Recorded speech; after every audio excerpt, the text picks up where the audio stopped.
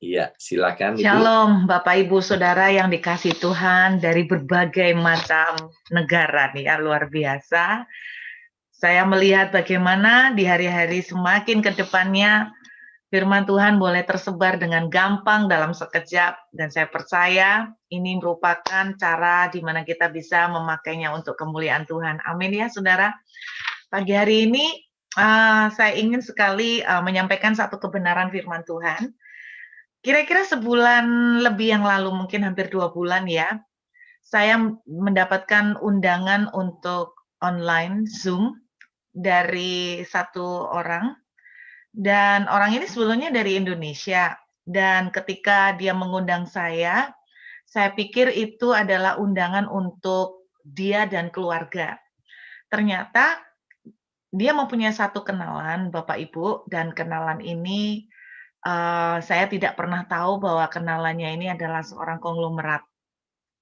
Jadi saya ini tidak ngerti, dan ketika namanya tertulis, saya juga masih nggak ngeh kalau itu konglomerat. Terus dia tanya sama saya, "Ibu Ruth tidak tahu dari namanya?" "Enggak." "Loh masa nggak tahu dari nama ini? Nama ini terkenal loh." "Enggak."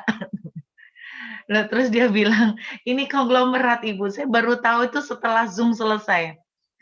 Saya baru ngerti, dan ketika dia kasih tahu tuh konglomerat, saya juga masih nggak tahu. "Oh iya tah, saya kok nggak pernah dengar ya namanya." Terus dia bilang, "Iya itu konglomerat Bu." Saya bilang, "Konglomerat apa ya?"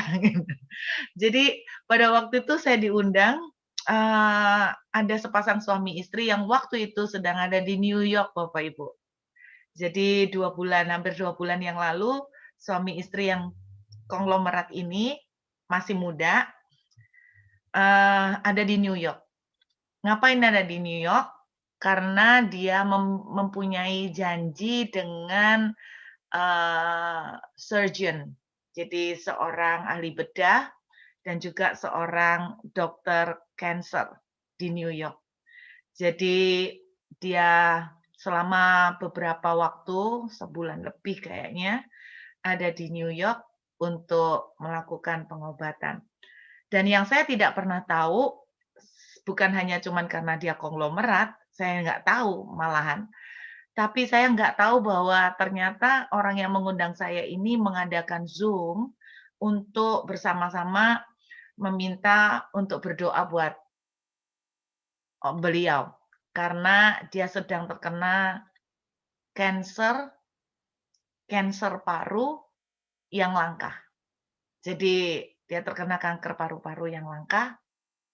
Umurnya mungkin sekitar 40-an ya Bapak Ibu, masih muda banget. Jadi dia terkena kanker paru-paru yang langka, dan yang saya tidak tahu lagi adalah ternyata di dalam Zoom itu ada keluarganya semua. Mamanya, terus kakak adiknya, ipar-iparnya. Wah, ini keluarga yang kompak banget.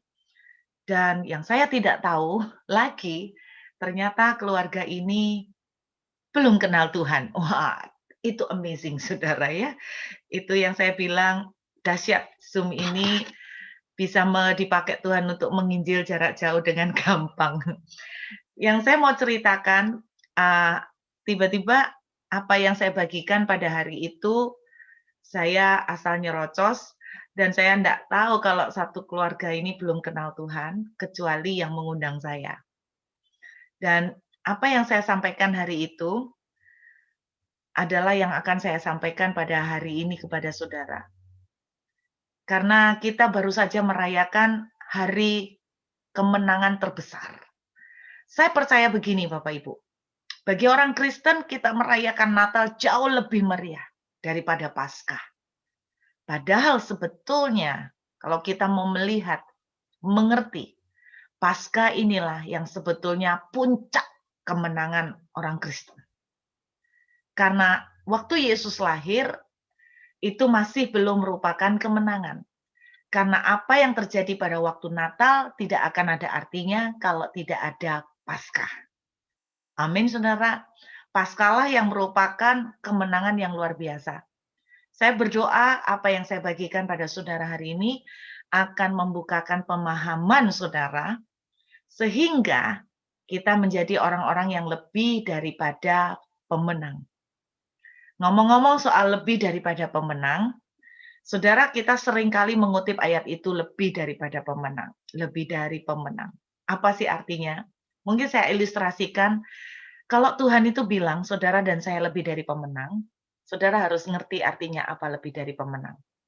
Lebih dari pemenang tuh begini, saudara ingat petinju yang cukup terkenal dan legendaris juga yaitu Mike Tyson, yang orang bilang kalau Mike Tyson itu ninju bogem itu ndak ada yang bertahan ya, pada ronde keberapa udah KO. Saya masih ingat itu terkenal luar biasa. Dan dia kaya luar biasa dari bertinju. Nah, saya masih ingat ketika Mike Tyson menang, dia dapat duit banyak. Orang mengelulukan dia, Mike Tyson is the champion. Tapi tahukah saudara siapakah yang lebih daripada pemenang? Istrinya. Kenapa? Karena Mike Tyson pulang, bawa duitnya, istrinya yang terima. Nah, menurut saya yang lebih daripada pemenang adalah istrinya. Karena istrinya tidak perlu babak belur. Istrinya tidak perlu tinju, saudara. Itulah lebih daripada pemenang. Saudara tahu bahwa Paskah itu sama seperti cerita Mike Tyson. Yesus yang bertinju. Saudara dan saya sebagai mempelai-mempelainya tinggal terima kemenangan. Itulah artinya lebih daripada pemenang. Amin. Makanya hari ini masih di dalam bulan Paskah yang luar biasa, saya pengen sharing tentang arti kemenangan yang dahsyat itu, yang banyak orang Kristen tidak mengerti. Ketika saya membagikan firman ini di satu gereja, saya pernah mendapatkan surat cinta. Surat cinta itu maksudnya itu begini, saya diprotes, saya dikomplain, saya dalam tanda kutip dikoreksi. Maafkan Bapak Ibu kalau mungkin ada di antara saudara yang hari ini juga mungkin tidak sepaham, tetapi apa yang saya mau bagikan adalah apa yang lahir dari saya punya pengalaman secara pribadi. Tapi saya percayanya begini, nggak sesat-sesat amat sih, gitu ya. Kalau Bapak Ibu membawa Alkitab di tangan saudara, saya mengajak kita membuka kitab surat Efesus pasal yang pertama. Surat Efesus pasal yang pertama. Nah, sebelum kita membaca surat Efesus pasal 1 dari ayat yang ke-16 sampai dengan ayat yang ke-23. Saya mau cerita sedikit sebelum kita membaca ayat ini ya Bapak Ibu, karena kita akan membaca ayat ini ayat demi ayat. Saudara, ada sebuah ilustrasi yang lama sekali, yang klasik banget, yang saya berharap dari cerita ini bisa membukakan pengertian buat Bapak Ibu. Saya mengerti pemahaman ini sekitar 3-4 tahun yang lalu, dan setelah saya mengerti pemahaman ini, saya bisa menyadari betapa besarnya arti kematian dan kebangkitan Yesus. Dulu hanya menjadi sebuah celebration, dulu hanya menjadi sebuah klise yang tidak ada artinya spesial. Nah, saya berdoa hari ini kita bisa mengerti. Saudara, semua orang mengucapkan dalam bulan-bulan ini adalah Happy Easter. Sebetulnya kita anak-anak Tuhan kalau ngerti, kita bukan mau menyebutnya Happy Easter, Bapak Ibu. Sampai muncul cerita bunny and egg, treasure hunting, egg hunting. Saudara, saya cuma pengen bilang bahwa dari mana cerita tentang bunny sama egg, karena di Alkitab saudara tidak akan temukan cerita tentang kelinci ada telurnya juga. Lagian kelinci juga tidak bertelur, Bapak Ibu. Saya juga tidak tahu kenapa kok kelinci cari telur juga. Tapi saya cuma mau bilang begini, saudara. Yang betul orang-orang Kristen harusnya bilang Happy Passover. Amin. Happy Passover. Nah, kalau saudara suka dengan judul khotbah, maka judul khotbah saya hari ini adalah Don't Pass Over the Passover. Don't pass over the Passover. Saudara, Happy Easter itu dari kepercayaan pagan, Bapak Ibu, ya, dari kepercayaan pagan. Jadi Bible itu seringkali dicomot, ditiru, ya. Tapi sebetulnya kita bukan menyebutnya Happy Easter, tapi Happy Passover. Pasti Anda sudah ngerti arti Passover. dilewatkan. Amin. Saya berdoa apapun yang terjadi di New York, apapun yang terjadi di Amerika, teman-teman dari BMC akan menjadi orang-orang yang pass over. Amin. Ketika tulah itu terjadi pun, pass over. Ketika lembah bayang-bayang maut mengintip, you pass over. Amin Bapak Ibu. Makanya malam ini di New York saya katakan, don't pass over the Passover. Amen. Saudara, ada sebuah cerita klasik yang saya pengen sharing. Ada seorang petani dari Eropa. Dengar-dengarnya, saya waktu dengar cerita ini merupakan kisah nyata. But I'm not sure. Tapi whatever, the story is very good dan bisa menjadi berkat buat kita. Pada waktu petani ini ada di Eropa, dia tinggal di sebuah desa, seorang petani yang sederhana. Dia mempunyai anak satu-satunya, seorang cowok, dan seperti layaknya orang tua yang lain ya, Bapak Ibu, orang tua itu kepengen banget untuk, orang tua ini juga kepengen untuk anaknya punya masa depan yang lebih baik. Lalu dengan segala kerja kerasnya, dia kumpulkan duit, sampai akhirnya dia bisa memberangkatkan anaknya ke negara impian, yaitu Amerika, untuk mengubah nasib. Lalu anaknya berangkat, beberapa tahun kemudian anak ini sukses berhasil di Amerika. Satu kali dia kemudian mengirimkan sebuah telegram bersama dengan uang. Dia bilang, "Papa, Mama, aku udah berhasil. Nah sekarang Papa dan Mama, ini aku kasih tiket dan ada uang saku untuk perjalanan. Susul saya ke sini. Papa sama Mama udah tinggalkan semuanya, nggak usah lagi susah kerja. Papa sama Mama tinggal bareng kami." Singkat cerita, wah Papa Mamanya suka cita sekali. Lalu siap-siap untuk berangkat meninggalkan semuanya untuk hijrah ke Amerika. Namanya orang dari desa, dia belum pernah terbayang bagaimana perjalanan ke Amerika. Pada waktu itu belum ada pesawat, jadi cuma naik kapal. Ya, dia belum pernah membayangkan bagaimana naik kapal, yang jelas perjalanan akan memakan waktu beberapa minggu. Nah, orang sederhana ini berpikir, wah, anakku ini di Amerika pasti juga kerja keras. Walaupun dia kasih saya uang saku, tapi aku enggak tega. Dia udah kerja keras. Udahlah, tak tahan-tahan, enggak usah jajan. Nanti toh setelah perjalanan aku akan ketemu dia dan kita akan sukacita. Jadi dia berpikir untuk mengirit dan tidak menyentuh uang saku yang dikasih anaknya. Dengan cara bagaimana? Dia pikir dia akan mempersiapkan seluruh makanan yang mereka perlukan untuk sepanjang perjalanan. Nah, karena dia seorang petani, dan secara khusus dia adalah petani kacang, Bapak Ibu, maka dia mempersiapkan ransum kira-kira untuk beberapa minggu, semua diolah dari bahan kacang. Mungkin hari pertama, dia sudah menyiapkan menu sup kacang. Nah, karena sup kacang, misalnya sup kacang kondro kali ya, nggak bisa terlalu lama. Atau mungkin dia bikin makanan apapun, kemudian dia siapkan hari kedua, hari ketiga, hari keempat, dan mungkin yang terakhir sampai beberapa minggu dia persiapkan biskuit kacang. Nah, itu yang paling tahan lama, biskuit. Nah, ketika dia sukacita naik kapal, oh senang Bapak Ibu. Hari pertama dia makan ransumnya, masih belum kerasa. Hari kedua belum ngerasa apa-apa. Hari kelima dia mulai merasa bosan.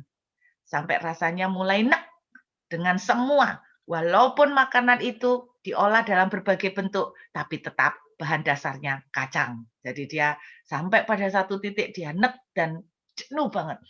Lebih lagi ketika dia tuh melihat orang-orang tiap jam makan, kok mereka tuh pergi ke kantin, pergi ke kafetaria. Di situ ada berbagai macam makanan yang banyak macamnya dan mewah-mewah. Ada steak, ada salmon, ada salad, ada berbagai macam dessert, dan berbagai macam ice cream, puding. Waduh, dia tambah ngiler, saudara. Tapi dia menguatkan hati dan dia berkata begini, enggak apa-apalah, ini penderitaan sementara. Toh sebentar lagi aku akan ketemu anakku di Amerika dan kita akan senang-senang. It's okay. Tapi aku kasihan kalau sentuh uang saku yang dia udah kasih. Akhirnya dengan motivasi itu dia kuat, Bapak Ibu. Dia kuat sampai hari terakhir. Walaupun udah nahan-nahan ngiler ya. Nah ketika hari terakhir dia turun dari kapal, dia penasaran. Dia menemui salah satu petugas di kapal. Dalam hatinya dia berpikir, maybe next time aku akan melakukan perjalanan lagi sehingga aku perlu tahu berapa kira-kira biaya untuk makan di kapal selama beberapa minggu. Dia datanglah kepada kru kapal. Dia tanya, Pak, berapa ya Pak? Kalau kira-kira makan di kafetaria sekali makan tuh berapa? Si kru itu mengernyitkan dahi karena bingung. Loh, Bapak selama ini makan di mana? Wah, dengan bangganya Bapak ini. Bangga dia merasa bahwa dia orang yang sangat cerdas, sangat bijaksana. Wah, saya bawa ransum sendiri, Pak, dari desa. Bapak bawa ransum sendiri? Iya. Wah, semakin bangga nih Bapak. Dia pasti berpikir bahwa, wah, kru kapal pasti kagum sama dia punya strategi. Hebat nih Bapak. Loh, jadi Bapak selama ini tidak pernah makan di kafetaria? Oh, tidak pernah, Pak. Saya makan dari ransum. Lalu si kru kapal bilang begini, Bapak, tidakkah Bapak membaca bahwa tiket yang Bapak punya di bagian belakang itu ada tertulis all meals included. Maksudnya, Pak? Jadi Bapak enggak usah bayar lagi untuk makan di kafetaria. Jadi makan di kafetaria itu enggak bayar, Pak? Tidak, Pak, itu all you can eat. Semua bisa Bapak makan sekenyang-kenyangnya, sebanyak-banyaknya. Langsung si Bapak yang tadi merasa pintar tepuk jidat, ya Tuhan, betapa bodohnya gua ya. Selama sekian minggu, gua nek makan kacang. Saya percaya setelah sampai di Amerika, mungkin selama setahun dia puasa kacang, Bapak Ibu. Karena dia udah bosen dan nek sama kacang. Kalau Bapak Ibu dengar cerita ini, Bapak Ibu menganggap bahwa orang ini bijak nggak? Enggak ya? Bapak Ibu menganggap apa nih orang? Kalau orang Indonesia kita ngomong gini, kasihan deh lu. Betul saudara, kasihan deh lu. Ya ampun, kayaknya pinter tapi dalam tanda kutip kurang nih, kurang pengetahuan.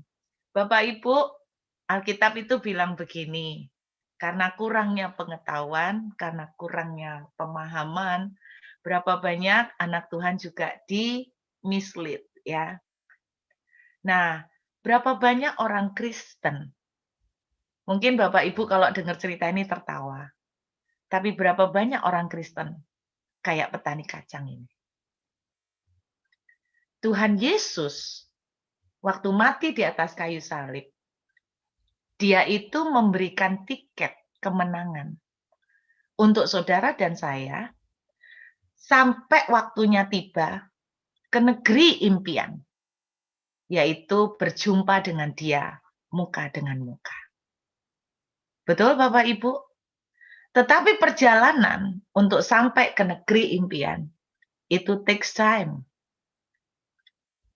Apakah yang terjadi? Perjalanan itu adalah gambaran perjalanan kita di bumi. Kalau anak di dalam ilustrasi tadi aja ngerti bahwa bapaknya itu butuh makan. Semua meal included in the ticket. Anaknya juga ngerti, mungkin bapaknya kepengen jajan. Jadi uang saku yang diberikan oleh anaknya bukan untuk beli makan.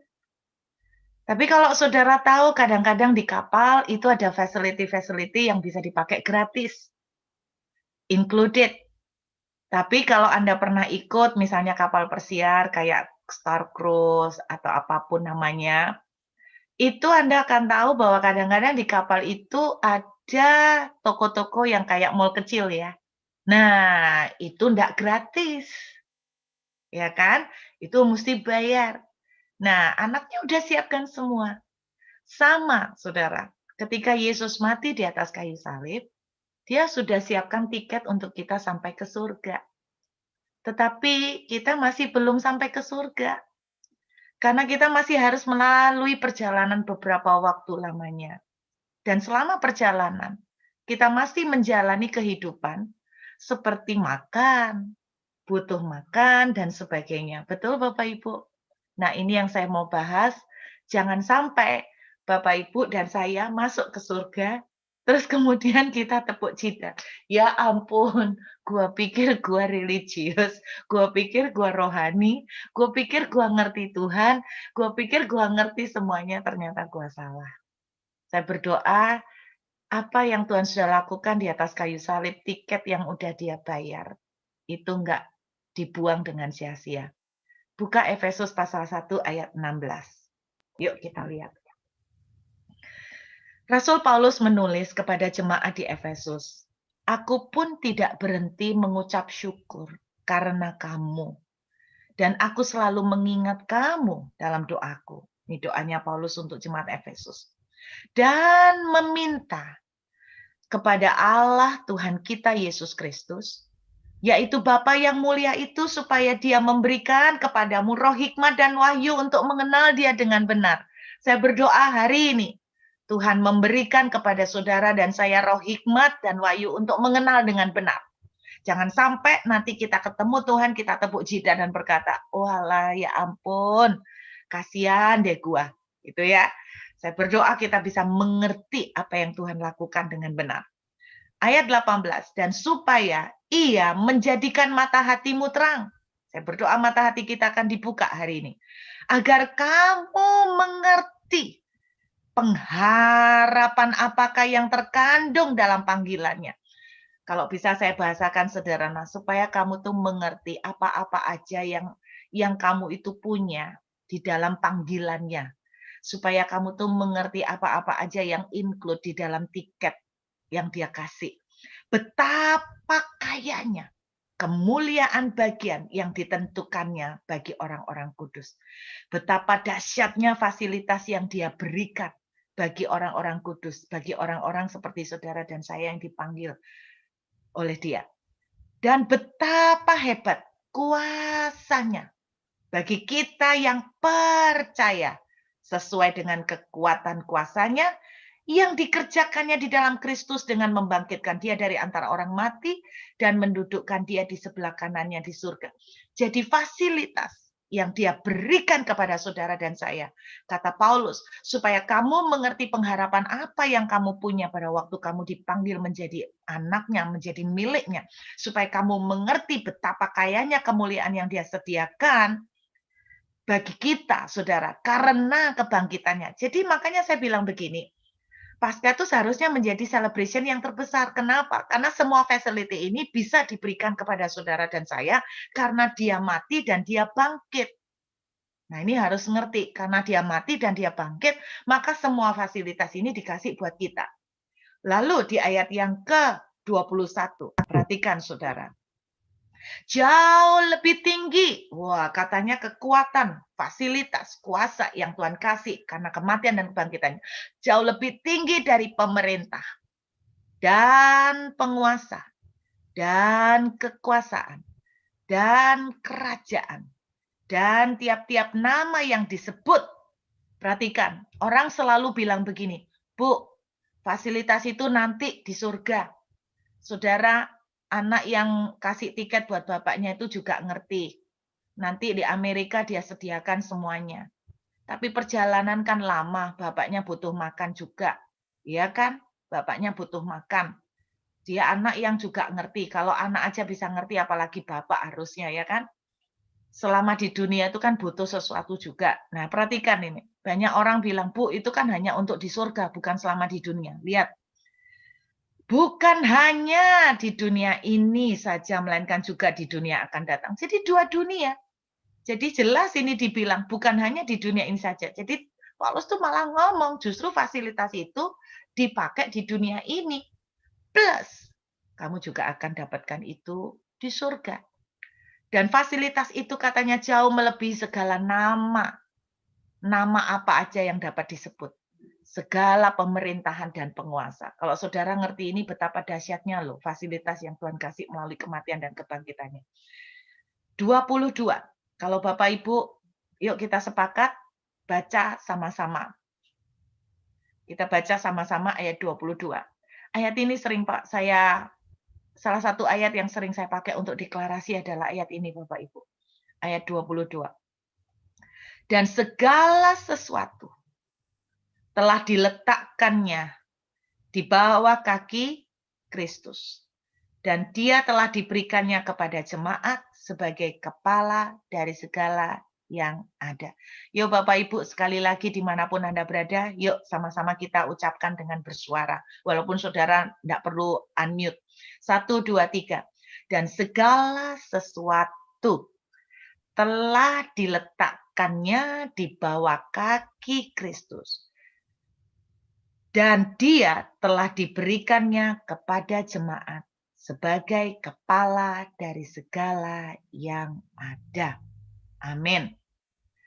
Jemaat yang adalah tubuhnya, yaitu kepenuhan dia yang memenuhi semua dan segala sesuatu. Mari saya ajak Anda untuk sedikit gali ya. Ayat 22 bilang begini, segala sesuatu, fasilitas apa sih Bu? Kok Tuhan bilang betapa kayanya, betapa besarnya kemuliaan pengharapan yang dia sediakan. Fasilitas apa sih Bu? Ayat 22 menerangkan, segala sesuatu. Maaf permisi bicara Bapak Ibu, mungkin saya salah menerjemahkan. Menurut saya, segala sesuatu berarti segalanya. Betul? Kalau telah diletakkan di bawah kaki, berarti itu lambang udah ditaklukkan. Betul? Segala sesuatu sudah ditaklukkan oleh Yesus dengan kematiannya di kayu salib. Kalau segala sesuatu berarti segala sesuatu. Betul kan Bapak Ibu? Apa Bu? Segala sesuatu yang berbau jelek-jelek yang harus ditaklukkan oleh Yesus. Apa aja? Kita lihat salah satu contoh. Kitab Yesaya. Apa aja, Bu? Kita lihat Yesaya pasal 53. Perhatikan Bapak Ibu. Yesaya 53 ayat 4. Tetapi sesungguhnya penyakit kitalah yang ditanggungnya. Dan kesengsaraan kita yang dipikulnya. Padahal kita mengira dia kena tulah, dipukul dan ditindas oleh Allah. Jelas Alkitab menuliskan penyakit. Saudara boleh cross-check bahasa aslinya. Penyakit bukan arti ilustrasi. Oh Bu, itu penyakit dosa, bukan penyakit beneran. Bapak Ibu, amazing. Beberapa dokter Kristen pernah melakukan penelitian bahwa ternyata jumlah luka yang ada di badan Yesus pada waktu dia disalib sama dengan jumlah kelompok penyakit di seluruh dunia. Bukan jenis penyakit, kelompok penyakit. Contoh, kanker apa, semua masuk dalam satu perkankeran. Kan gitu kira-kira ya. Kanker, tumor masuk dalam satu jenis. Jadi jumlah luka di badan Yesus ternyata mewakili sama dengan jumlah pengelompokan penyakit di seluruh dunia. Apakah itu sebuah kebetulan? Tidak ada yang kebetulan. Berarti ayat ini maksudnya penyakit kitalah yang ditanggungnya. Berarti penyakit. 1 Petrus 2 menuliskan begini, oleh bilur-bilurnya kamu telah sembuh. Kamu telah, bukan akan, telah. Seringkali orang mengartikan selalu begini, oh itu penyakit rohani, Bu. Penyakit yang berbau dosa, bukan penyakit fisik, Bu, bukan penyakit fisik. Nah, itu kita dibohongin, Saudara ya. Sama dengan orang yang dapat tiket, petani yang dapat tiket. Mungkin ada suara-suara yang menjelaskan gini, all meal included. Oh, itu maksudnya meal itu nanti Pak, cuman snack-nya aja. Misalnya gitu. Atau apapun. No, kalau cuman snack itu akan ditulis cuman snack. Kalau itu tidak termasuk penyakit, maka seharusnya kalimat itu jangan menuliskan segala sesuatu. Kalimat itu seharusnya menuliskan gini, segala sesuatu kecuali penyakit, gitu ya. Ditaklukkan di bawah kakinya. Tapi ini salah satu yang dia taklukkan, penyakit. Terus kemudian ayat firman Tuhan mengatakan begini, dia menjadi kutuk bagi kita. Tulah itu kutuk, dia menjadi kutuk bagi kita. Terkutuklah orang yang ada di atas kayu salib. Betul saudara? Berarti apalagi yang dia taklukkan? Kutuk Bapak Ibu. Kutuk. Seharusnya kalau orang Kristen ngerti waktu kita sungguh-sungguh terima Yesus, maka kutuk yang ada di emak engkong kita harusnya nggak bisa nyambung ke saudara sama saya. Di Surabaya saya pernah ketemu seseorang yang datang menemuin saya dengan kondisi badan membungkuk. Kondisi badan membungkuk. Saya pikir, dia sakit apa? Nah, dia tuh cerita Bapak Ibu, bahwa di keluarganya dia semua cowok, semua anak laki-laki, semua pria di dalam keluarganya dia pada usia 50 sampai 60 tahun, mulai sekitar itu tiba-tiba tanpa ada gejala apa-apa, tahu-tahu membungkuk tulangnya. Tapi yang semakin ngeri, semakin ke bawahnya, terakhir-terakhir itu, semakin ke bawahnya, yang membungkuk semua pria bukan dari umur 50-60, tapi semakin ke bawahnya tambah muda. Umur 35 tiba-tiba membungkuk. Membungkuk bentuk letter L, Bapak Ibu. Mereka cek ke dokter, dokter tidak bisa menemukan penyakit apapun. Dokter tidak bisa menemukan, juga bukan karena kelainan tulang atau apapun, dokter tidak bisa menemukan. Saya cuma tahu satu hal, kenapa semua prianya. Saya cuma tahu satu hal, bahwa ada sebuah kutuk yang menghinggapi keluarga ini. Mungkin emak engkongnya dulu punya perjanjian dengan kuasa kegelapan, saudara, makanya kita jangan pernah main-main karena iblis itu selalu minta tumbal. Jadi kita ikut Tuhan itu jangan double standard ya. Jangan, oh enggak apa-apa lah, cuman guamia, oh cuman ngelihat no. Jangan, saudara. Nah, itu yang terjadi. Tetapi ketika Yesus mati dan bangkit, salah satu yang dia udah tanggung itu adalah kutuk. Alkitab juga menuliskan bahwa kelemahan kitalah yang ditanggungnya. Kelemahan kita. Jadi kelemahan kita. Ada satu anak Tuhan yang anak rohani saya yang dulu sangat kecanduan dengan kecanduan dengan rokok sama alkohol. Nah, nanti saya cerita bagaimana dia mengalami kemenangan itu. Nah, itu kelemahan, termasuk kelemahan itu Bapak Ibu. Ketergantungan yang membuat kita begitu sulit untuk merdeka. Nah, Alkitab bilang segala sesuatu telah diletakkan. Mohon maaf Bapak Ibu. Nah, ada yang tidak setuju di area ini. Tapi ini yang saya yakinin. Kalau Bapak Ibu tidak yakin, ya nggak apa-apa. Saya yakin. Jadilah sesuai iman masing-masing. Dia menjadi miskin supaya kita menjadi kaya. Nah, ada yang protes sama saya, Bu, itu artinya miskin rohani. Saya bingung. Gimana caranya kematian Yesus dia itu menjadi miskin rohani? Dia itu sangat kaya rohani. Rohani Yesus itu kaya. Dia tuh rohaninya luar biasa. Gimana miskin rohani supaya kita tuh menjadi kaya rohani? I don't get it. Waktu saya periksa kata miskin, itu salah satu maknanya betul-betul miskin secara materi, Bapak Ibu. Miskin secara materi.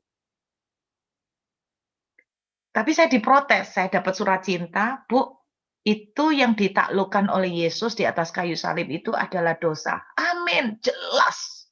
Dosa kita yang ditanggungnya jelas. Tetapi bukan soal keuangan, bukan soal penyakit. Ya, saya berkata terima kasih untuk masukannya. nggak apa-apa. Kita jadi sesuai dengan iman kita masing-masing. Buat saya yakin yang udah ditaklukkan itu termasuk keuangan. Ada orang yang menyerang bahwa, teologi kemakmuran. Gimana ya Bapak Ibu? Saya nggak tahu asal mula gimana ya muncul istilah teologi kemakmuran. Tapi gini Bapak Ibu, Alkitab itu bilang dia adalah seorang bapak. Betul ya? Bapak mana? Kalau anaknya nangis minta roti, dia akan kasih batu. Kita nggak usah ngomong soal ini deh, soal firman, kita ngomong soal cengli-cenglian deh. Akal waras kita aja deh.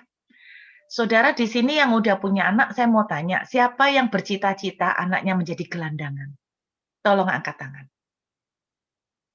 Gak ada ya?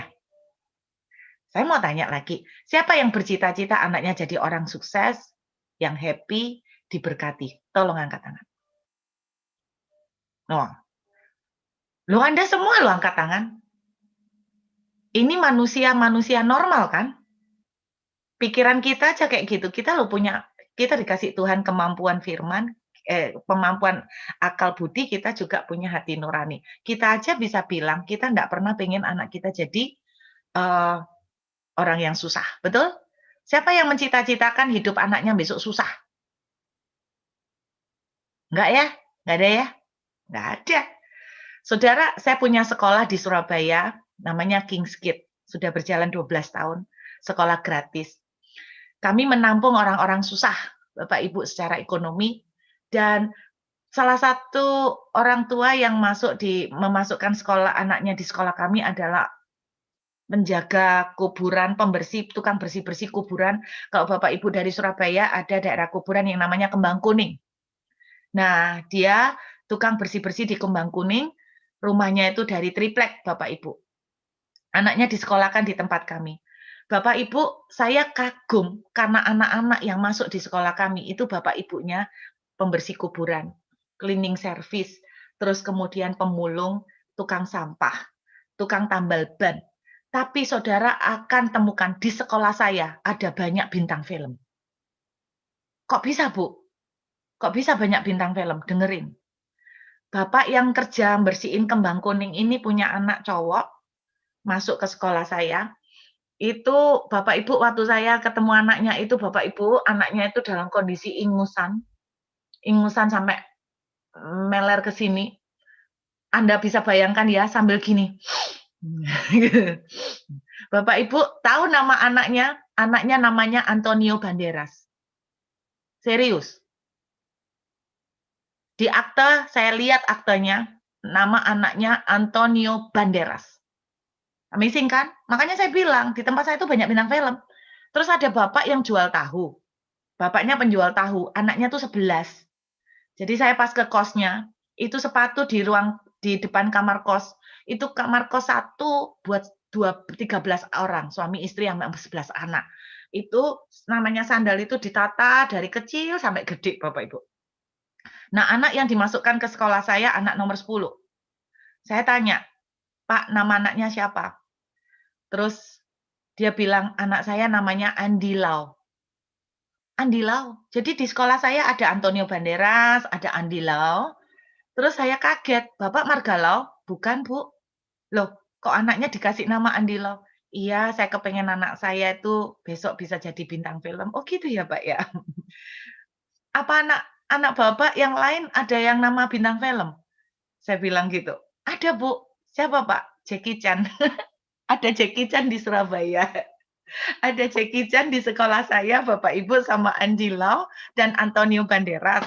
Terus bukan cuman nama bintang film, di sekolah saya ada raja-raja, Bapak Ibu. Makanya sekolah saya namanya King's Kids, anak raja. Wah, karena kita adalah anak raja, amin. Biarpun mereka miskin, tapi mereka harus ngerti jati diri mereka. Mereka adalah anak raja. Raja di atas segala raja. Saudara sama saya itu anak raja. Amin. Kalau saudara sama saya anak raja, jangan bersikap, jangan bermental seperti anak pemulung atau anak pengemis. Saudara sama saya anak raja. Kalau kita ngemis-ngemis, sampai ngutang-ngutang sama orang, malu-maluin, loh saudara ini anak raja atau mental anak pengemis? Ya kan? Nah, saudara, ada orang-orang Papua yang mengirimkan anak-anaknya di sekolah kami. Ada sepasang kakak adik. Jadi kakak adik, cowok, amazing namanya Maximilian the First sama Maximilian the Second, Bapak Ibu. Nama anaknya. Saya taunya the first tuh Maximilian angka Romawi 1. Saya pikir Maximilian I gitu loh. Itu enggak tahu mungkin marganya. Saya tanya, ini I kepanjangan apa, Bu? The First, Bu. Oh, orang Papua ya ngerti ya the first. Maximilian the First, Maximilian the Second. Terus ada lagi loh orang Papua lagi Richard the First sama Richard the Second. Gitu loh Bapak Ibu. Bayangkan. Saya itu tanya sama papanya Antonio Banderas. Jadi saya pernah gini-gini pernah mewawancara papanya Antonio Banderas, Bapak Ibu.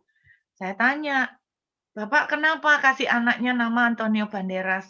Dia tuh bilang gini, Bu, hidup saya ini gagal. Saya ini orang susah. Saya tuh kepengen anak saya suatu hari akan menjadi anak yang berhasil. Syukur-syukur, Bu, kayak Antonio Banderas. Saya tuh ngefans, saya tuh seneng sama Antonio Banderas karena saya tuh membaca ceritanya, riwayatnya dia tuh dia seorang pekerja yang dari nol sampai akhirnya dia jadi sukses. Saya tuh berharap anak saya bisa jadi seperti Antonio Banderas.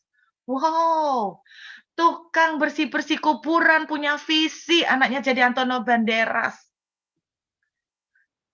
Ada teman di kampus saya dulu di Petra, Bapak Ibu, itu ada anak yang papa mamanya itu pecandu narkoba. Nah, Bapak Ibu, papa mamanya pecandu narkoba. Saudara tahu dua-duanya masuk penjara karena narkoba, dua-duanya berat kecanduan narkoba. Saudara tahu mereka punya anak, anaknya dikasih nama siapa? Narkoba Ganjawati. Serius, Bapak Ibu. Narkoba Ganjawati. Benar, anak ini malu kalau ditanya orang nama komplitnya Bapak Ibu. Akhirnya dia kalau ditanya orang namanya siapa, dia pakai nama Wati Bapak Ibu. Tapi jangan tanya kepanjangannya, dia akan sulit untuk menjelaskan nama kepanjangannya. Serius Bapak Ibu, real, narkoba Ganjawati. Kenapa bisa dikasih nama ini? Hanya orang yang kecanduan narkoba yang dalam kondisi ngefly bisa ngasih nama anaknya narkoba Ganjawati. Bapak, Ibu, dan saya di sini, enggak ada kan yang anaknya namanya narkoba Ganjawati? Enggak ada kan? Enggak ada. Kenapa? Karena saudara dan saya waras, ya kan? Anda kan kasih nama Anda bagus, kenapa? Itu ekspektasi Anda. Nah, kalau kita aja Bapak yang enggak sempurna, orang tua enggak sempurna bisa mengerti itu, apalagi Tuhan. Dengarkan Bapak Ibu. Kita bukan bicara soal teologi kemakmuran. Kalau saudara melihat anak saudara enggak bisa punya rumah, sampai setengah mati harus tidur di pinggir jalan, sedangkan saudara punya rumah dan saudara punya dana. Apa yang Bapak Ibu akan lakukan? Orang tua normal, dia akan kecuali kalau Bapak Ibu kecanduan narkoba on the high. Betul nggak? Orang tua normal, dia akan ambil uangnya. Dia akan belikan anaknya rumah. Betul Bapak Ibu? Sama, soal penyakit juga. Ada seorang anak Tuhan yang kena penyakit leukemia, kanker. Kemudian dia keliling kemana-mana kesaksian. Kesaksiannya, sorry Bapak Ibu, saya kurang setuju. Kesaksiannya bilang begini, Saudara, saya ini ngerti sekarang, saya bersyukur kenapa saya ini dikasih kanker leukemia. Saya kaget dengar kesaksian. What? Kenapa? Wah dahsyat ya orang bisa bersyukur. Dia bilang, saya tuh bersyukur saya kena kanker leukemia. Karena Tuhan bilang, Tuhan mengizinkan saya sakit kanker ini supaya saya ngerasakan penderitaannya dia di kayu salib. Sorry Bapak Ibu, logika saya ini mikir gini ya, Bapak Ibu, sorry kalau ada di antara Bapak Ibu, nggak usah jauh-jauh soal kanker deh. Bapak Ibu pernah cerita ada yang kena COVID. Saya mau tanya, waktu Bapak Ibu kena COVID terus anak-anak nggak kena, Bapak Ibu terus kemudian anak Bapak Ibu kena, Bapak Ibu bilang gini nggak? Nak, Papa, Mbak, Mama tuh seneng kamu kena COVID. Kenapa? Supaya kamu ngerasakan kena COVID itu kayak apa. Jadi kamu tuh ngerti susahnya papa sama mama waktu kena COVID. Ada yang gitu nggak? Kalau Bapak Ibu dengar gitu gila nggak? Gila kan? Apalagi kena kanker terus bilang gini, "Nak, mama itu dulu kena kanker. Duh, seneng mama lihat kamu kena kanker supaya kamu ngerasa, no, mama itu dulu ya apa kena kanker. Biar kamu kuat, nak, melewati semua ini." Ada nggak? Kalau ada, Bapak Ibu on the high, ngefly, lagi kena on the high, mabuk. Itu normal. Orang tua normal akan bilang begini, "Nak, kasih sakitmu ke mama sama papa, supaya kamu enggak sakit." Betul enggak?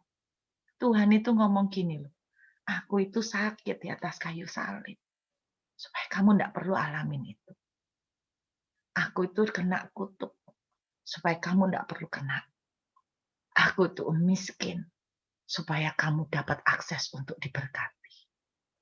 Amin. Sorry Bapak Ibu, tapi ini keyakinan saya, bahwa segala sesuatu telah diletakkan di bawah kaki Yesus. Dan Yesus diberikan kepada saudara dan saya. Berarti apa? Harusnya orang Kristen punya akses untuk kesembuhan. Loh Bu, apakah orang Kristen tidak bisa sakit? Surat cinta yang dikirimkan ke saya, sanggahannya berkata begini, "Bu, kita itu tidak apa-apa miskin. Tuhan itu tidak menaklukkan segala sesuatu itu termasuk keuangan. Yang dimaksudkan segala sesuatu ini adalah dosa. Tidak termasuk keuangan. Karena Paulus itu bilang begini, aku tahu apa itu kekurangan. Aku tahu apa itu kelebihan." Saya tidak ingin berbantah, karena itu melalui surat. Tapi kalau saya diizinkan memberikan penjelasan, saya akan kasih penjelasan seperti ini. Betul, Paulus diizinkan mengalami kekurangan. Tetapi Paulus juga berkata begini, "Bukankah aku mencukupkan segala kebutuhanku sendiri, aku tidak menyusahkan kamu." See? Berarti apa? Waktu Paulus kekurangan, Allah mencukupkan dengan cara yang amazing dan ajaib. Sehingga Paulus tidak perlu ngemis-ngemis. Paulus tidak perlu minta-minta. Paulus tidak perlu berhutang. Paulus bilang, "Aku tidak hutang apapun kepada kamu." Itu yang ayat yang kadang kita lupa untuk mencukupkan. Aku tahu apa itu kekurangan. Tapi aku tuh juga tahu, Allahku mencukupkan segala sesuatu. Melebihi dari segala-galanya. Bagi dialah yang dapat melakukan jauh lebih besar dari apa yang kita doakan. Itu yang dilakukan oleh Rasul Paulus. Betul Bapak Ibu? Tuhan izinkan sakit. Tapi saudara dan saya diberi akses untuk kesembuhan. Seharusnya yang kita lakukan sama seperti petani itu. Kita bawa tiket itu ke kafetaria. Kalau orang di kafetaria bilang begini, "Maaf, Bapak tidak boleh makan di sini." Maka apa yang bisa dilakukan oleh Bapak itu? Dia akan show the ticket. Dan dia bilang, "Kamu lihat, sudah dibayar. Ini hak saya untuk dapat makan." Seharusnya itu yang kita lakukan. 2 bulan yang lalu, ketika konglomerat ini ada di Zoom bersama saya, inilah yang saya explain ke dia, tanpa saya tahu bahwa dia bukan anak Tuhan. Saudara, saya terangkan dia, saya ajak dia melakukan perjamuan kudus. Bapak Ibu, Alkitab bilang begini soal perjamuan kudus. Perjamuan kudus itu bukan darah sama anggurnya, maksudnya, bukan anggur sama rotinya yang sakti. Itu tidak ada kesaktian apa-apa. Tetapi yang sakti adalah understanding kita. Karena Alkitab bilang, ketika kita mengerti kebenaran, kebenaran akan memerdekakan kamu. Waktu saya melakukan perjamuan, saya mengajarin sama Bapak ini, konglomerat ini. Yesus bilang begini, "Do this as a remembrance of me." Lakukan ini untuk mengingat aku. Jadi seharusnya waktu kita melakukan perjamuan, kita melakukannya mengingat Tuhan. Mohon maaf, Kalau di sini ada beberapa hamba-hamba Tuhan, tetapi saya perlu untuk ngomong, kalau namanya mengingat, saya mau tanya, boleh nggak kita semua melakukan itu untuk mengingat? Boleh kan? Apakah yang boleh memimpin itu hanya pendeta? Apakah yang boleh memimpin itu hanya hamba Tuhan? Saudara dan saya, Tuhan bilang begini, do this as a remembrance of me. Ini yang saya lakukan. Setiap kali saya mengangkat roti dan anggur untuk mengingat. Saya bilang begini waktu saya memimpin Bapak ini. Bapak dengar, ini roti adalah benar-benar tubuh Yesus. Dia dicambuk, dia dicapik, semua penyakit Bapak itu sudah ditanggung di atas kayu salib. Sudah selesai. Dia bilang, it is finished, sudah dibayar lunas. Telah ditaklukkan, dia mati lalu dia bangkit dengan tubuh baru. Jadi saya bilang, penyakit kanker paru, itu yang saya lakukan sama Bapak ini. Sampai detik saya melakukan itu loh Bapak Ibu, saya enggak tahu dia itu belum anak Tuhan. Dan mamanya ini penganut aliran lain yang fanatik loh Bapak Ibu. Bayangkan, sak mamane itu melok perjamuan. Terus saya kan enggak tahu Bapak Ibu. Terus kemudian saya bilang, do this as a remembrance of me. Lakukan ini menjadi peringatan akan aku, untuk mengingat aku. Bapak dengarkan, kanker paru yang ada di tubuhmu, kamu enggak punya hak untuk di badan dia. Karena Yesus sudah menebus dia. Dan dia udah percaya. Dia percaya akan karya penebusan ini. Dia udah mati bersama Yesus. Dia dibangkitkan bersama Yesus dengan tubuh yang baru. Aku perintahkan kanker paru, kamu pergi di dalam nama Yesus. Kami makan. Waktu kami dengan angkat anggur. Anggur ini bukan anggurnya yang sakti, aku bilang gitu. Tapi dengarkan, penyakit kanker. Oleh bilur-bilur darah Yesus, bilur-bilurnya, darahnya, aku sembuh. Oleh darah Yesus, sekarang aku perintahkan tubuhmu sembuh. Tubuh, kamu sembuh. Saya sebut tubuh Pak ini, kamu sembuh. Tubuh Pak ini, kamu sembuh. Dalam nama Yesus, aku perintahkan bangkitlah dan sembuhlah. Udah saya cuma melakukan itu, dan saya bilang sama mereka, kalau Bapak Ibu percaya, akan karya penebusan Yesus. Lakukan ini. Lakukan terus ini. Setiap hari. Remember His sacrifice. Remember His full payment. Itu hari Kamis Bapak Ibu. Hari Selasanya, dia itu schedule untuk operasi di paru-paru.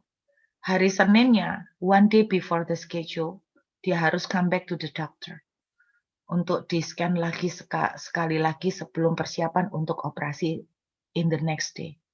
Dan waktu di-scan, sesuatu mengejutkan. Kanker yang ada di paru yang katanya jenisnya langka, katanya kering kayak kulit mati itu loh. Jadi hari itu, hari Selasa, operasi dilakukan.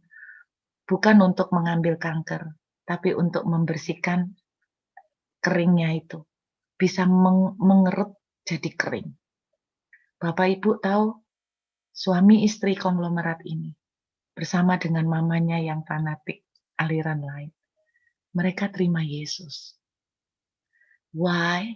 They understand what Jesus has done. If only you understand what He has done, you will be appreciative. Anda akan menjadi orang yang penuh dengan ucapan syukur. Dia lakukan ini just because He loves us. Dengarkan baik-baik. Berita Paskah hari ini. Segala sesuatu telah diletakkan di bawah kaki Yesus.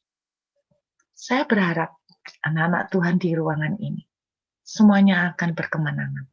Ingat Bapak Ibu, you are more than conqueror. Dia sudah babak belur. Saudara tinggal menerima facility. Itu artinya lebih dari pemenang dalam segala perkara.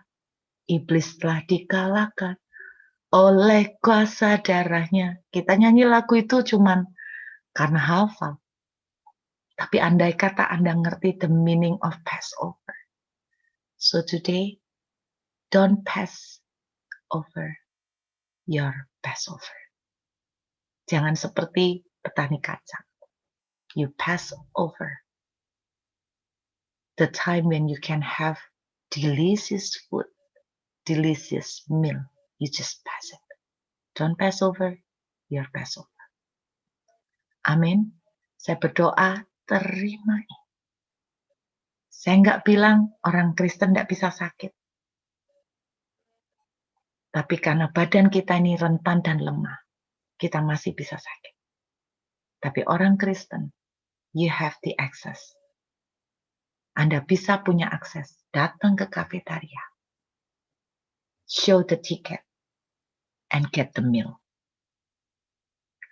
Anak rohani saya yang kecanduan narkoba sama alkohol, kecanduan berat. This is what he did. Ketika dia ngerti firman ini, dia mulai berdiri. Setiap kali dia merokok, dia bilang begini, segala sesuatu telah diletakkan di bawah kaki Yesus dan Kristus diberikan kepadaku. Habis tiap hisapan dia ngomong begitu, segala sesuatu telah diletakkan di bawah kaki Yesus. It didn't happen in one day. Setelah 1 minggu, tiap kali merokok, dia selalu declare. Tiba-tiba hari itu mulutnya terasa pahitnya luar biasa. Dia segera lepaskan tuh rokok. Tapi waktu dia lepaskan karena rokoknya mahal, dia sayang, dia ambil lagi. Pahit lagi, dia buang. Dia ambil rokok yang lain karena mungkin cacat produk itu rokok. Dia ambil, dia sulut, pahit. Dia lakukan percobaan, dia tunggu beberapa menit, masih terasa pahit. Akhirnya gara-gara itu dia berhenti total. Itu yang juga dia lakukan pada waktu dia ketergantungan dengan alkohol. Bapak Ibu, banyak orang tua yang konseling sama saya, anaknya kecanduan game. Kecanduan game berat. Bapak Ibu, dalam game-game itu sometimes there are spirits, that can bind your children. But I'm telling you, you have the authority because you are their parents. You have the authority upon them. And God also give you the authority about the blood and His body. Stand for them. Berdiri buat mereka. Rebut mereka di dalam doa. Rebut mereka. Declare. Keep declaring upon them. Keep declaring. Katakan. Engkau adalah ciptaan baru. Yang lama telah berlalu. Engkau adalah ciptaan baru. Yang lama telah berlalu. Saya cuma mengerti satu hal ketika saya mendoakan Bapak konglomerat ini. Saya bukan orang tuanya. It means I have no blood relationship with him. But, waktu kami sama-sama sepakat berdoa, it works. Moreover, you as parents, you have the authority upon your children. Ambil, rebut mereka. Menangkan. Segala sesuatu telah diletakkan di bawah kaki Yesus termasuk kelemahan. Kecanduan game. It's also a weakness. Kelemahan. Ambil alih. You are more than conqueror. Amin.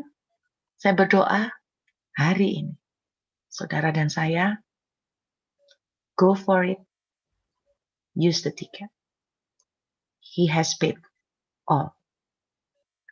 It's paid already. Yuk kita berdoa Bapak Ibu.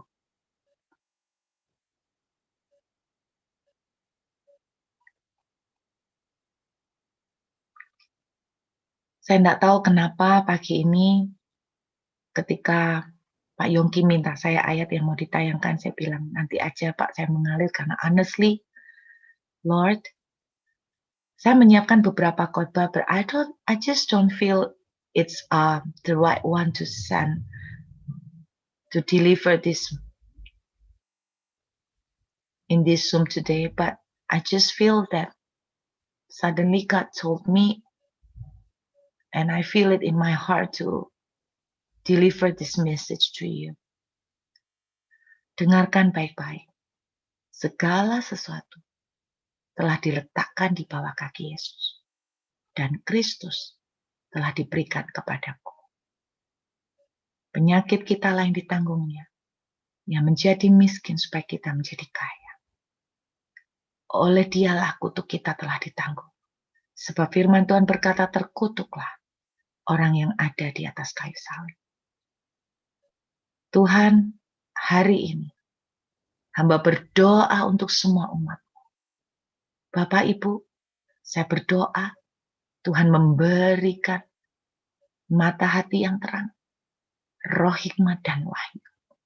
Untuk Anda dan saya mengerti pengharapan apakah yang terkandung di dalam panggilannya.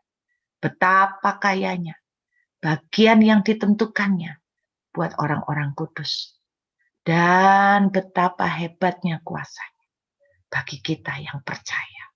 Saya berdoa kita dibukakan Tuhan hari ini. Terima, Bapak Ibu dengar. Engkau akan melihat banyak kemenangan. Engkau akan melihat banyak kemenangan. Saya tidak tahu, saya menangkap ada nama Andrew tiba-tiba muncul. Saya tidak tahu Andrew siapa.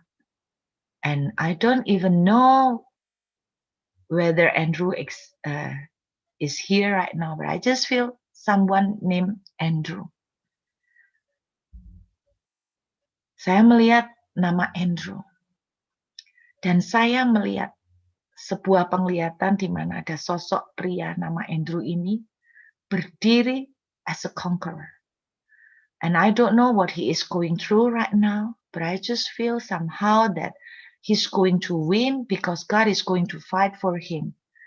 Not long after this, he's going to see the victory. He's going to see a great miracle happen to him in his struggle. Itu yang saya lihat. Andrew, saya tidak tahu Andrew siapa. Saya nggak tahu, tapi if you know any name, someone close to you named Andrew, dan saya melihat dia sedang dalam kondisi susah. Mungkin orang tidak tahu, but God see him. God see him right now. Dan Tuhan katakan, jangan putus asa, jangan down, jangan menyerah. Karena engkau akan melihat, aku akan membuat kakimu berdiri, menjejakkan di atas bukit-bukit batu. Bukit batu, so bukit batu berbicara something's very difficult, something's very hard. But Andrew is going to stand. Andrew is going to win over this. In a few months coming ahead, there will be something happening great to him.